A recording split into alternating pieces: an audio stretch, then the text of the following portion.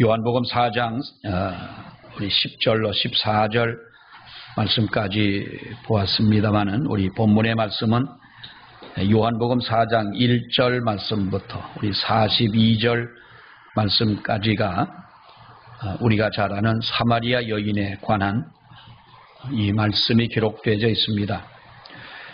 오늘 10절로 14절에 이 말씀을 보았습니다마는 이 본문은 사마리아 땅 수가성이라고 하는 이 동네에 사는 한 여인에 대한 스토리를 소개하고 있습니다. 우리는 이 여인을 사마리아 여인이다라고 그렇게 부르고 있습니다마는, 그런데 우리가 잘 아는 대로 이 여자는 남편을 5번이나 바꾸고 지금 살고 있는 남편은 6번째 남편과 살고 있는 바로 그런 여자를 소개를 해 줍니다.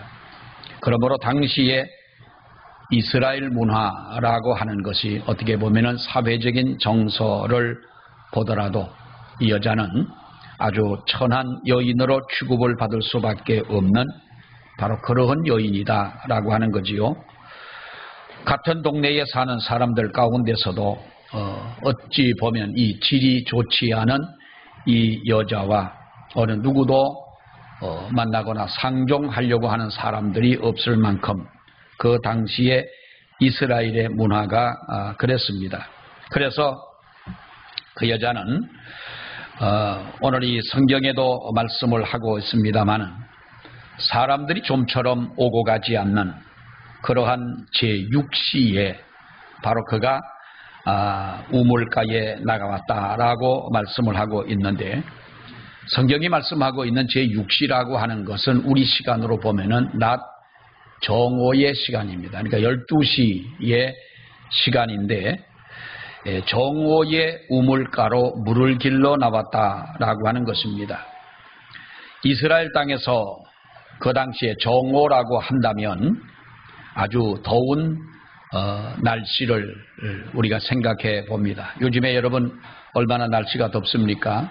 어제도 그렇고 그제도 그렇고 한낮에 잠시만 서 있어도 현기증이 날 만큼 아주 무더운 이런 날씨를 우리가 체험을 하고 있습니다마는, 이스라엘 땅에서 정오의 시간이라고 한다면 정말로 아주 더운 그러한 날씨인데, 그래서 이런 시간에는 우물가에 물을 길러 나오는 사람들이 없습니다.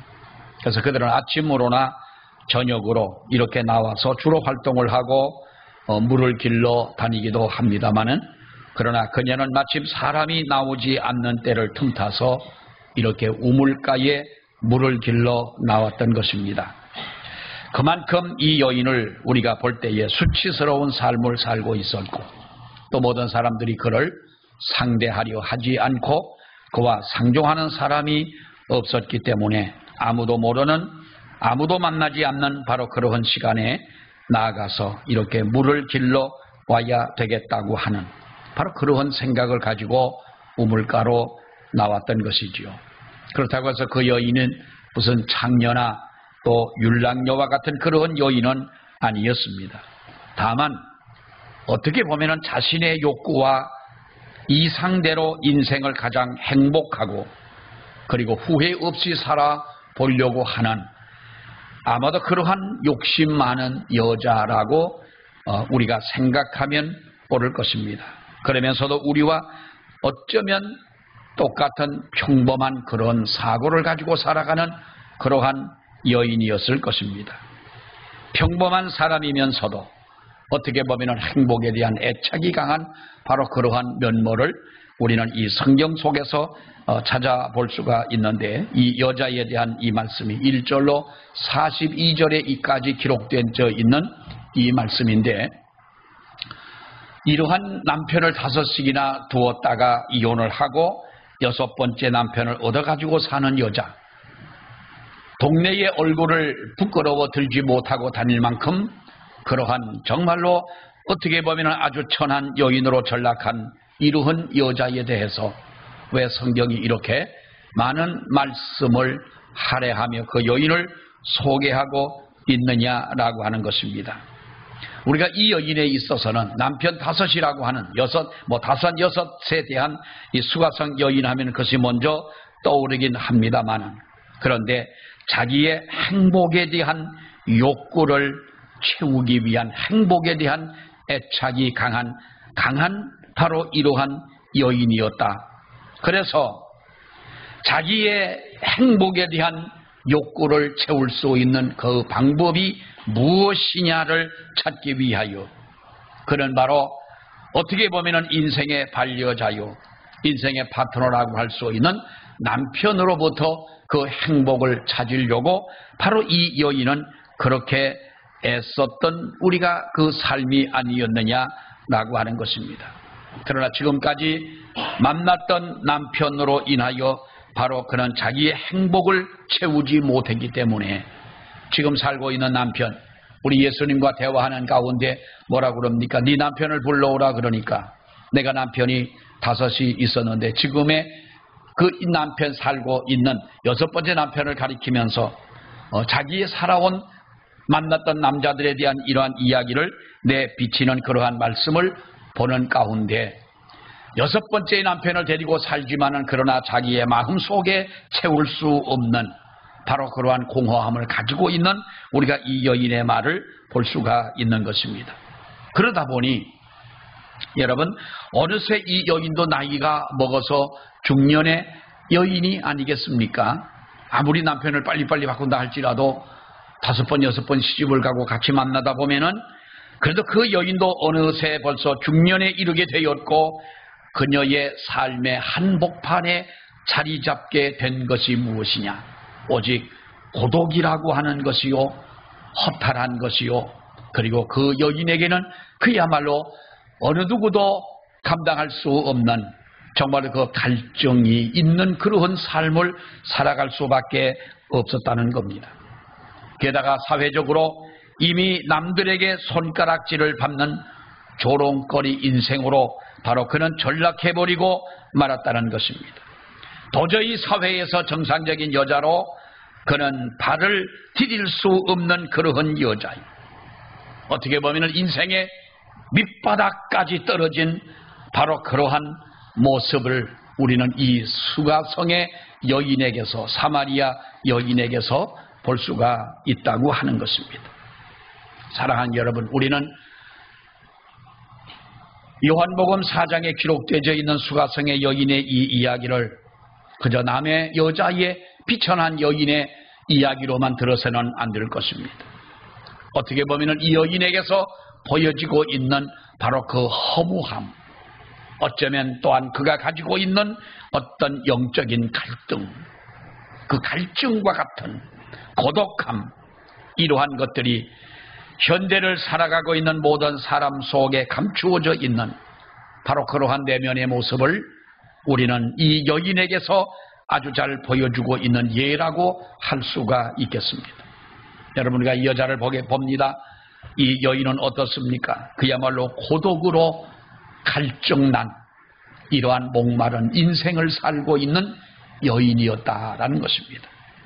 이 여자가 얼마나 고독한 여인이었는지 긴 설명을 할 필요는 없을 것입니다. 자그마치 남편을 5번이나 갈아치우고, 자꾸 남편 다섯 얘기해서 죄송합니다만은 어쨌든 성경이 그렇게 말씀하고 있으니까 남편 5을 갈아치우고 6번째 남자와 사는 여자였고, 그래서 그는 자기의 부끄러운 과거를 어느 누구에게 이야기할 수도 없고 그렇게 사는 자기의 모습을 반겨주는 사람이 없기에, 누구라도 상종하지 않기에 아무도 오고 가지 않는 낮 12시에 우물가로 나와야 했던 바로 이 여자였던 것입니다. 뿐만 아니라 지금 살고 있는 남편에게서도 행복을 얻지 못하고, 어찌 보면은 이 남자와도 언제 어느 때 헤어질지 모르는 그런 불안한 삶을 살 수밖에는 없다는 것이지요. 여러분, 하나님이 말씀하신 대로 한 남자와 한 여자가 가정을 이루고 사는 것 가장 이상적이고 이것이 하나님의 은혜요 축복인 줄로 믿습니다. 우리가 세계에 평범한 사람들이야 그런 삶을 누가 살겠습니까마는 유명한 어느 배우는 결혼을 9번씩이나 했지만은 결국 그가 세상을 떠날 때는 그의 곁을 지켜주는 남편이 없더라는 겁니다. 그것은 여러분 진정한 행복이 아니라는 거지요. 그렇다고 이 성경에 나와 있는 사마리아 이 여인에게도 이 여인이 위로를 받을 만한 자식도 없었던 그러한 여인임을 우리는 성경에서 볼 수가 있습니다. 따뜻하게 대화를 나누고 진실한 이야기를 주고받을 수 있는 그런 상대가 없다는 것입니다. 여러분 얼마나 이 고독한 여인이냐라는 거지요.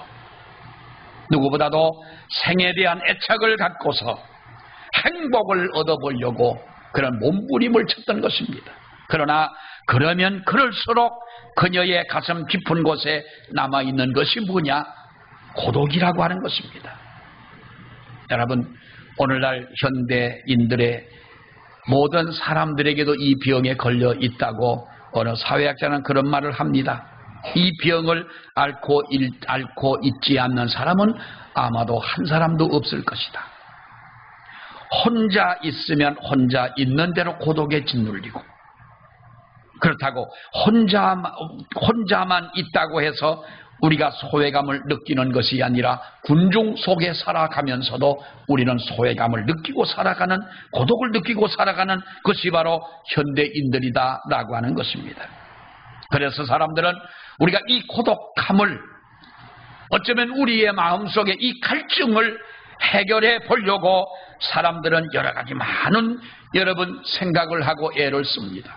사람들을 만나 식사도 하고, 사람들과 친구를 만나서 우리가 커피도 마시고, 또 사우나도 가고, 골프도 치고, 노래방도 가고, 요즘에는 사이버 공간 같은 곳에서 어쩌면 이런 일 저런 일로 마음의 위안을 받으려고 하지만 진정 우리의 마음속에 텅 빈 우리의 가슴을 그것으로 채울 수가 있겠느냐라고 하는 것입니다. 도대체 인간은 왜 이렇게 고독한 삶을 살아갈 이유가 있느냐? 왜 우리는 이렇게 고독해야 되고, 왜 우리는 이렇게 갈증을 느끼고 살아가야 되고, 왜 우리는 이렇게 허무함을 가지고 우리는 살아가야 되느냐라는 것입니다. 그것은 성경이 우리에게 말씀을 하고 있습니다. 우리를 창조하신 하나님과 교제가 단절됐기 때문에 인간은 고독을 느낄 수밖에 없는 것. 하나님과의 교제가 단절됐기 때문에 여러분 우리는 갈증을 느낄 수밖에 없다는 거예요. 하나님과의 교제가 단절됐기 때문에 우리는 여러분 이 세상을 살면서도 만족함이 없다고 하는 것입니다. 우리가 하나님을 떠났을 때에, 모든 사람들이 하나님을 떠났을 때, 그래서 그 인생이 하나님과 올바른 관계가 수립되지 못했을 때에 그 인생은 절대 고독하게 될 수밖에 없다는 겁니다. 어쩔 수 없이 고독 때문에, 갈증 때문에 목말라 해야 하는 실존일 수밖에 없다는 사실을 여러분 오늘 이 성경에서 우리는 볼 수가 있는 겁니다. 요즘에 혼자 살다가 아무도 모르게 혼자 죽음을 맞이하는 이 죽음을 우리는 무슨 죽음이라고 그럽니까? 고독사라고 그럽니다. 고독하게 죽었다는 것이죠. 우리나라에서는 고독사를 하는 분들이 물론 옛날에 없지는 않았지만은 일본이라고 하는 사회에는 이 고독사를 당하는 분들이 많았습니다. 그런데 언제부터인가 우리나라에도 이렇게 고독사를 하는 분들이 많이 있습니다. 혼자 살았습니다. 아무도 찾아오는 사람이 없습니다.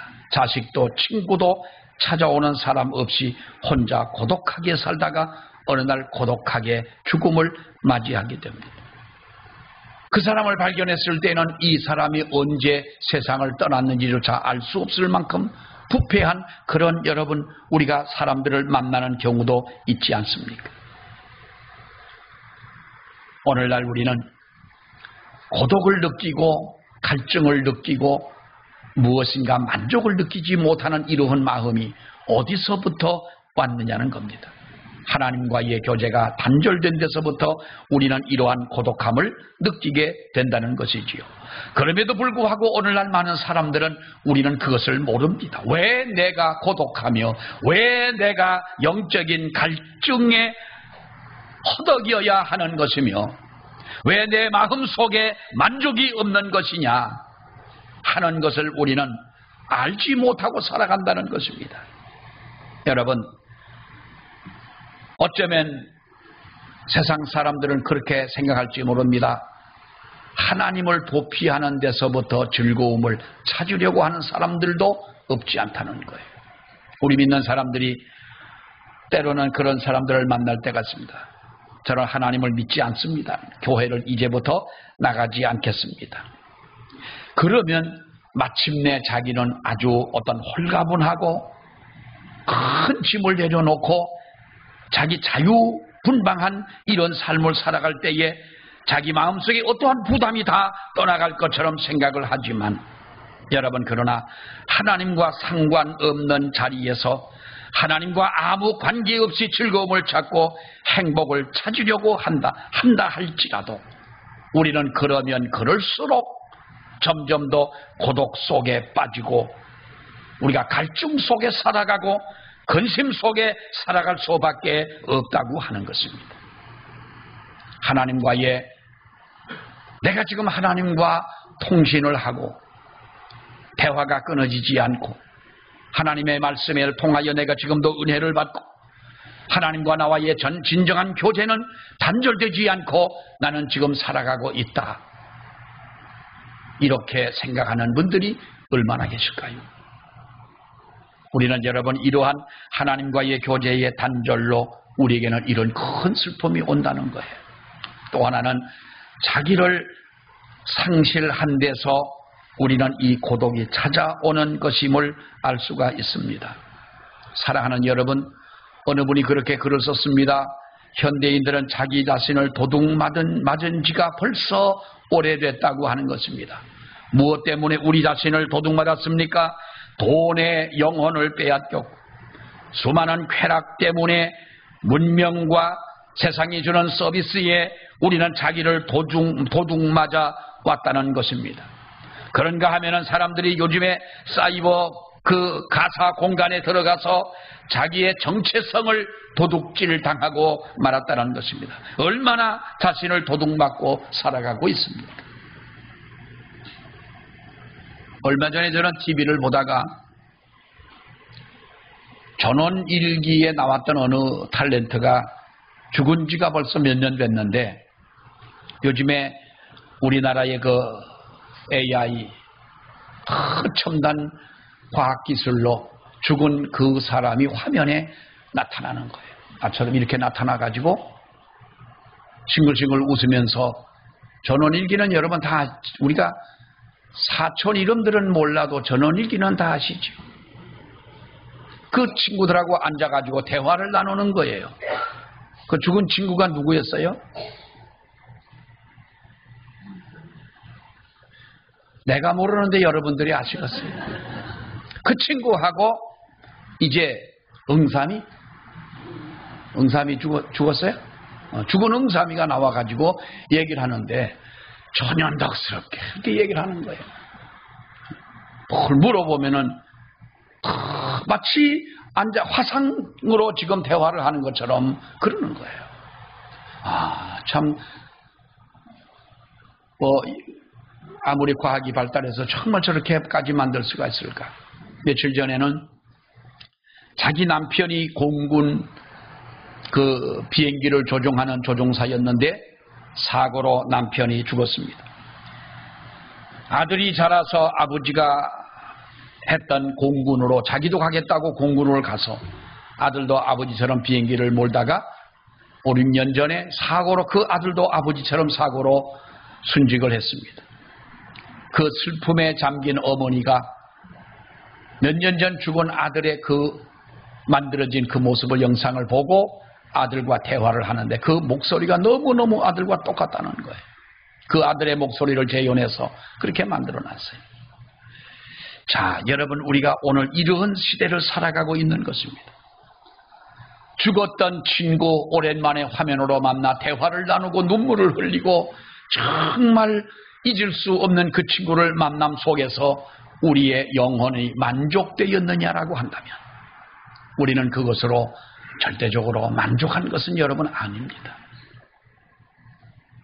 나는 어느 누구보다도 세상을 당당하게 살아가고 이 세상에서 멋진 인생으로 내 인생을 마무리하겠다고 생각을 해보지만 그러나 우리는 여러분 정말로 나의 자기 자신을 상실하고도 알지 못하고 살아가는 사람들이 많다는 것입니다. 이렇게 인간은 자기 자신을 상실한 데서부터 우리는 어쩔 수 없는 갈증을 느끼고 우리는 이러한 고독감을 느끼고 살아갈 수밖에 없다는 겁니다. 그런데 한 가지 이상한 것은 이렇게 살아가는 모든 사람들이 고독이라고 하는 이 질병 속에서 갈증난 인생을 살아가면서도 우리는 그것을 철저하게 은폐하고 살아간다는 거지요. 내면은 고독으로 병들어 있고 고독으로 갈증난 목마른 인생을 살아가면서도 바깥으로는 아무 일 없는 것처럼 우리는 그렇게 태연하게 살아간다는 거예요. 아파도 아프지 않은 것처럼 여전히 우리는 바쁘게 인생을 살아갑니다. 성실한 것처럼 우리는 살아갑니다. 친절한 것처럼 대해줍니다. 머리에 기름을 바르고 얼굴에 미소를 보이고 호탕한 웃음을 자아내며 행복하고 여유 있는 사람처럼 우리는 살아갑니다. 여러분, 이것이 우리 자신을 철저하게 은폐해 보려고 하는 것 아니겠습니까? 칼 융이라고 하는 철학자는 이런 말을 했습니다. 현대인들은 가면을 너무나도 잘 쓰고 산다는 겁니다. 희극 배우처럼 희극을 연기하는 삶을 잘 산다는 겁니다. 하지만은 내면 속에는 고독할 때가 많고 우울할 때가 많고 외로울 때가 많고 슬플 때가 많다는 것입니다. 정직하게 말해서 이것은 현대인에게 있어서 큰 고독의 아픔이라고 하는 거예요. 희극 배우 중에서 아주 최고의 희극 배우라고 아직도 칭함을 받고 있는 우리는 찰리 채플린이라고 하는 사람을 압니다. 영국에서 태어나서 미국에서 활동을 했던 찰리 채플린. 키도 별로 크지 않은 그러한 아주 이상한 복장을 해가지고 정말로 그는 아주 희극 배우로 많은 사람들에게 기쁨을 줬습니다. 얼마나 그 행동 하나하나가 재밌는지를 모릅니다. 어느 날 그는 자기가 태어난 영국 어느 마을에 가서 공연을 하러 갔습니다. 공연을 하러 갔는데 며칠 전부터 마음이 우울한 겁니다. 이 자고 나면 괜찮겠지 하고 자고 났지만은 역시 마음이 너무나 우울한 거예요. 도저히 공연을 할 수가 없는 거예요. 세상 모든 사람은 찰리 채플린을 보기만 하면은 저절로 입가에 웃음을 갖는데 정작 자기 마음 속에는 너무나 괴로운 거예요. 그러니까 어느 심리학 정신과 병원을 그가 찾아갔습니다. 찾아가서 의사와 이 상담을 하는데 우리는 정신과 병원 가라면은 내가 미쳤냐 왜 가냐 그러지만은 외국 사람들 같으면 정신과 병원은 아주 여러분 우리 정형외과 가는 것보다 더 자주 갑니다. 조금만 마음이 우울하고 슬퍼도 찾아가지요. 의사가 이렇게 진단을 하더니 그 사람 보고 이렇게 얘기를 합니다. 이제 얼마 안 있으면 우리 동네에 찰리 채플린이라는 사람이 와가지고 아주 재밌는 공연을 합니다. 마음이 우울하고 슬프면 그 사람의 공연을 좀 가라 보러 가십시오. 아주 그 당신의 마음에 큰 기쁨을 얻고 이건 깨끗하게 나을 것입니다. 찰리 채플린 앞에 있는 앉은 사람이 누구예요? 찰리 채플린인 거예요. 그 사람이 거기서 느낀 거예요. 아, 나는 다른 사람에게 기쁨을 주고 다른 사람에게 웃음을 주고 다른 사람에게 희극 배우로 즐거움을 주지만은 내 마음 속에 있는 이 슬픔과 고독감과 정말로 이 우울함을 어떻게 해결할 수가 없구나. 정말 철저하게 가면을 쓰고 살아가는 사람들. 사랑하는 여러분, 좀 생소한 질문인지 모르겠습니다만은 여러분들의 마음에 깊이 파고드는 허무함과 공허의 공백을 느껴보지 않았습니까? 이것을 느껴보지 않은 사람이 누가 있겠습니까? 내 가슴 속에 내 힘으로 채울 수 없는 공허의 공백, 끝없는 갈증, 그 고독과 목마름, 이것은 우리가 날마다 경험하며 살아가는 우리의 현실이 아니냐 하는 것입니다. 여러분, 그 이유가 어디서 옵니까? 하나님과의 교제가 단절된 가운데 오는 것이고 내 자기 자신을 상실했기 때문에 거기에서 오는 것이라는 겁니다. 또 하나 우리는 이 여인을 보면서 이 여인은 사랑의 갈증으로 목마른 인생을 살아가는 여인이었다는 것. 여러분, 이 여자가 얼마나 사랑의 갈증을 느끼고 살아가는 사람이었으면은 그렇게 남편을 6번씩이나 6번째 남편과 이렇게 살아가겠습니까? 얼마나 행복에 굶주렸으면 그러한 선택을 할 수밖에 없겠느냐 하는 겁니다. 세상에서 가장 초라한 사람이 누군 줄 압니까? 불쌍하고 초라한 사람. 돈이 없는 사람이 아닙니다. 남루한 옷을 입고 사는 사람이 아니라 사랑을 받지 못하고 살아가는 사람이 여러분 가장 초라하고 불쌍한 사람인 줄로 압니다. 여러분 한번 고아원을 한번 가보십시오. 우리 주변에도 고아원이 그렇게 요즘 많지는 않습니다만은 제가 학교를 다닐 때 어느 친구가 그럽니다. 노량진 쪽에 가면은 어느 보육원이 있는데 그 보육원에 가서 한번 예배를 설교를 해달라는 겁니다. 그래서 노량진에 있는 어느 보육원을 갔는데 가면서 몇 명이나 되냐 그랬더니 한 30-40명 될 거라 그러는 거예요. 30-40명쯤 되겠지 하고 갔는데요. 보육원을 들어 깜짝 놀란 것은 30-40명이라고 하던 아이들이 100명도 넘는 거예요. 그 아이들은 거기에서 몇 달 동안 있다가 보호자나 누구나가 그 아이들을 데려가는 이러한 그 양부모가 생기지 않으면 이제 외국으로 입양을 가야 될 그런 입장에 있는 아이들인 거예요. 거기 조금 자라면 고아원으로도 또 가기도 하고 그런 아이들인데요. 아이들이 많아서 깜짝 놀라긴 했지만은 들어서면서 깜짝 놀란 것은요. 마치 무슨 인기 스타가 들어간 것처럼 아이들이 그렇게 달려오는 거예요. 막 달려와가지고 아이들이 안기고 설교하기 전에 어느 분이 안내를 해가지고 와서 잠깐 앉아있는 그 사이에도 와서 매달리고 그러는 거예요. 그게 참 저로서는 당황스러운 모습인데 그 원장님이 그럽니다.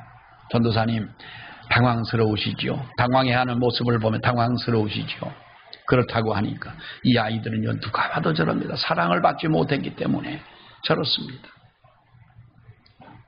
그 모습을 보면서 처음에는 그 아이들이 당황스럽게도 보였지만은 너무나도 불쌍하고 정말로 그런 거예요. 사랑하는 여러분, 사랑을 받지 못하는 사람처럼, 사랑에 버림을 당한 사람처럼, 사랑의 굶주림 속에 살아가는 사람처럼 목마른 인생이 어디가 있겠느냐라는 겁니다. 오늘날 많은 사람들은 여러분 그렇습니다. 사랑의 갈증으로 구멍이 뻥 뚫린 그런 가슴을 안고 우리들이 살아간다는 것이지요. 정상적인 사랑에는 부도가 났고 어찌 보면 우리가 서로가 고칠 수 없는 그러한 사랑에 얽매여 살아가는 사람, 그 사랑을 갈구하는 사람들. 꼭 그렇지만은 않지만 누구나 크건 작건 여러분 우리는 사랑에 목말라 하고 있는 것은 사실입니다. 그래서 자기에게 조그만 관심만 주면, 내게 관심을 두지 않으면 사람들은 금방 시험에 듭니다. 같이 있다가도 관심을 주지 않으면 시험에 들고 섭섭해하고, 누군가가 관심을 나에게 주게 되면 여러분 우리는 그 사람이 너무 좋아지는 거지요. 그 이유는 진정한 사랑의 근원이요 영원한 사랑의 대상인 우리가 하나님을 잃어버리고 살아가는 우리들이기 때문에 여러분 우리는 사랑의 갈증을 느끼고 살아갈 수밖에 없다는 것입니다. 하나님은 애당초 우리를 만드실 때에 무한한 사랑의 존재로 우리를 만드셨습니다. 서로 사랑하며 서로 여러분 우리가 사랑을 주며 살아갈 수 있도록 하나님은 우리를 그렇게 만드신 것입니다. 그런데 우리의 사랑은 한 번 주면은 바닥이 나는 것이 아니라 여러분, 우리는 무한 사랑을 제공할 수 있는 그러한 사랑의 존재로 저와 여러분을 만드신 줄로 믿습니다. 이렇게 하나님이 우리를 정해 놓으셨다는 겁니다. 오늘날 그런데 왜 우리는 이 사랑의 갈증을 느껴야만 하는 것입니까? 왜 우리는 굶주려야 합니까? 왜 우리가 이 사랑에 목말라 해야 하는 것입니까? 영원한 대상을 잃어버렸다는 것입니다. 그리고 우리는 영원한 사랑의 근원을 잃어버렸기 때문에 사람들은 사랑에 지금도 목말라 하는 것이고, 이 여인이야말로 진정한 사랑의 대상을 찾지 못했기에 이렇게 목말라 하는 사람으로 살아갈 수밖에 없다는 겁니다. 이 여인은 영적인 갈증으로 목말라 하고 있는 모습을 보게 됩니다. 수가성 우물가 여인은 자기가 원하는 대로 살고, 자기가 생각하는 대로 살고, 자기의 욕구를 충족시키면 거기에 진정한 만족이 있고 행복이 있는 줄로 생각을 했습니다. 이것이 우리들의 일반적인 생각이지요. 모든 사람들의 생각인 줄 압니다. 여러분, 그러나 자기가 하고 싶은 것을 다 해봐도 만족은커녕 남은 것은 공허의 공백뿐이었고 영적인 갈증과 목마름 뿐이라고 하는 사실입니다. 오늘 우리가 여러분 그렇지 않습니까? 왜 우리는 이렇게 영적인 갈증을 느끼고 살아가야 되느냐? 파스칼이라고 하는 사람이 이런 말을 했지요. 인생은 누구나 하나님의 형상대로 지음을 받았다라는 말. 이게 유명한 말은 아닙니다.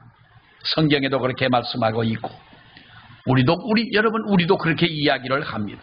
그러나 파스칼이 말한 여기에서 인생은 누구나 하나님의 형상대로 지음을 받았다.